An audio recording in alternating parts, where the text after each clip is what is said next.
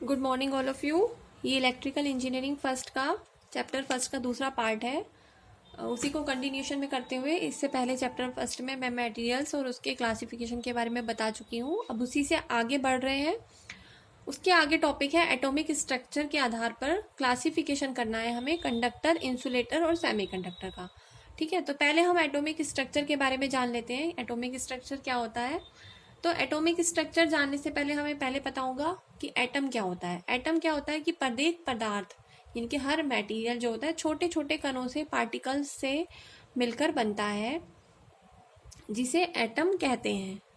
ठीक है, तो एटम में जो होता है total positive charge total negative charge के बराबर होता है। किसी भी एटम में नॉर्मल कंडीशन में दोनों चार्ज बराबर होते हैं, पॉजिटिव चार्ज और निगेटिव चार्ज, क्योंकि उसमें प्रोटॉन की और इलेक्ट्रॉन की संख्या बराबर होती है किसी भी नॉर्मल कंडीशन में। ठीक है, अच्छा, एटॉमिक स्ट्रक्चर में हम कैसे डिफाइन कर सकते हैं? जैसे कि हम जानते हैं कि एटॉमिक स्ट्रक्चर जब हम बनाते हैं तो कोई भी पदार्थ का एटॉमिक स्ट्रक्चर आपने फिजिक्स में भी पढ़ा होगा कि जो सेंटर में होता है जिसे बोलते हैं हम न्यूक्लियस। न्यूक्लियस में हमारा क्या रहता है? प्रोटॉन और न्यूट्रॉन। यानी कि किसी भी पदार्थ का जब हम एटॉमिक स्ट्रक्चर बनाते हैं तो उसमें एक न्यूक्लियस होता है जिसके चारों ओर कक्षाएं होती हैं, अलग अलग ऑर्बिट्स बोलते हैं। उनके चारों इलेक्ट्रॉन चक्कर लगाते हैं उन क्लास में।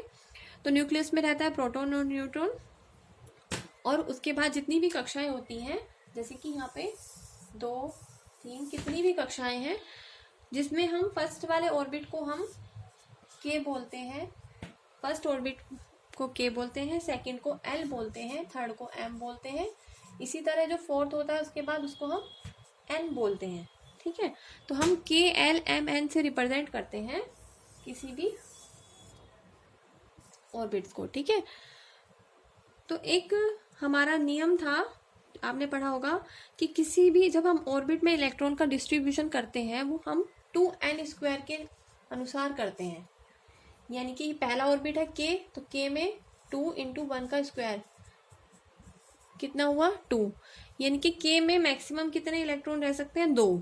ठीक है, एल में 2 × 2 का स्क्वायर यानी कि 2 2 4 दूनी 8। एल यानी कि सेकंड जो ऑर्बिट कक्षा है उसमें कितने मैक्सिमम इलेक्ट्रॉन रह सकते हैं? 8। इसी तरह से एम में 2 × 3 यानी कि 18। इसमें 2 × 4 का स्क्वायर यानी कि 32। तो किसी भी एटॉमिक स्ट्रक्चर में जो उसकी कक्षाएं होती हैं तो इलेक्ट्रॉन का डिस्ट्रीब्यूशन होता है 2n² के हिसाब से। n क्या है? नंबर ऑफ ऑर्बिट कि कौन से नंबर का ऑर्बिट है। पहले ऑर्बिट को के, सेकंड को हम एल, थर्ड को एम, चौथे को एन से रिप्रेजेंट करते हैं।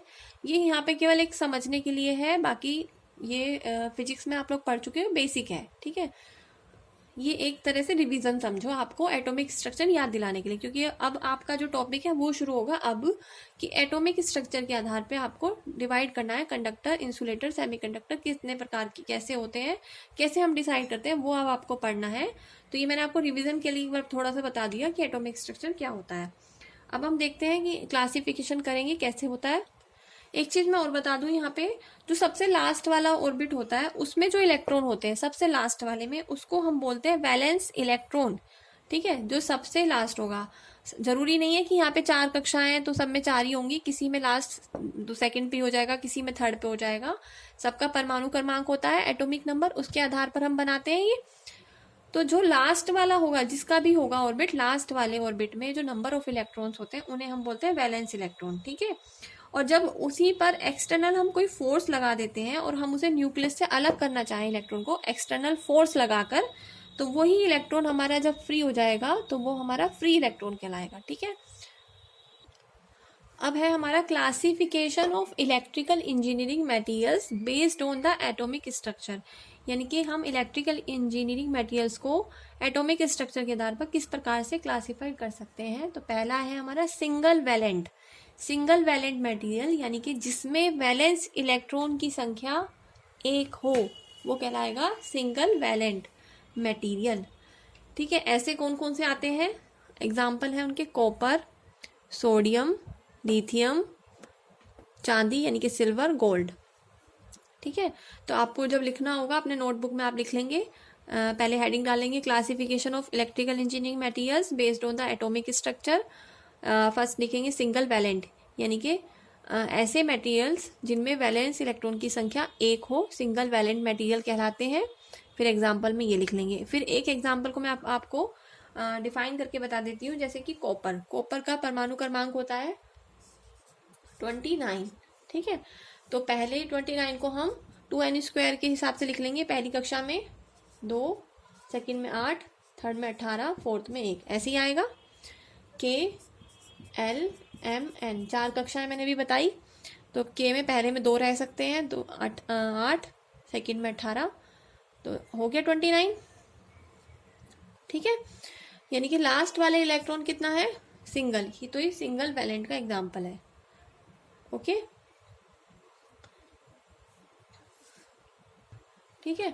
अब जैसे कि ये है सोडियम Na, सोडियम का होता है 11, तो 2 8 1 हो गया सिंगल वैलेंट, यानी कि पूरे हो गए 11। जो लास्ट वाले, इसी तरह से सबका परमाणु क्रमांक में आप किसी भी 1 2 का याद रख लो।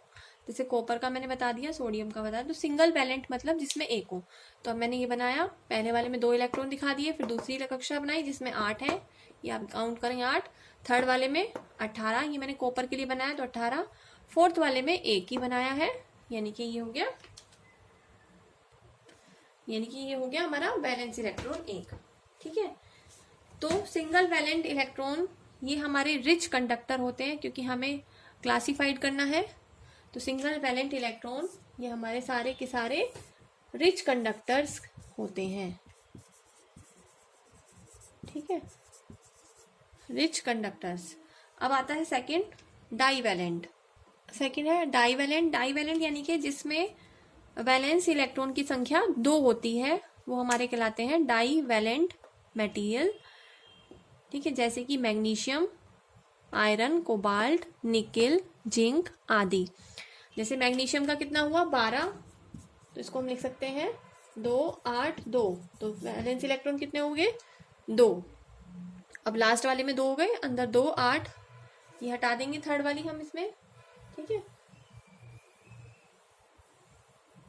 तो ये हो गया हमारा 2 8 और 2, ठीक है। वैलेंस इलेक्ट्रॉन हो गए 2।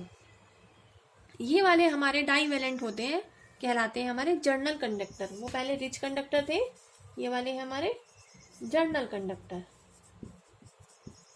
फिर आता है हमारा थर्ड वाला ट्राईवैलेंट। फिर आता है थर्ड ट्राईवैलेंट, यानी कि जिसमें नंबर ऑफ वैलेंस इलेक्ट्रॉन कितने होते हैं 3, ठीक है।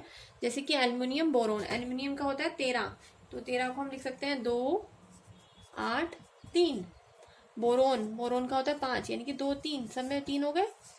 जिनमें वैलेंस इलेक्ट्रॉन की संख्या 3 होते हैं वो ट्राईवैलेंट होते हैं। इनका भी आप बना सकते हैं डायग्राम, जैसे मैंने अभी बताया। पहले में 2 बना लेंगे इस तरह से, और उसके बाद बोरोन का बना रही हूँ मैं 3 बना लेंगे, तो ये हो गया 3, ठीक है। इस तरह से आप सबका बना सकते हैं, जितना भी आप बना सकें।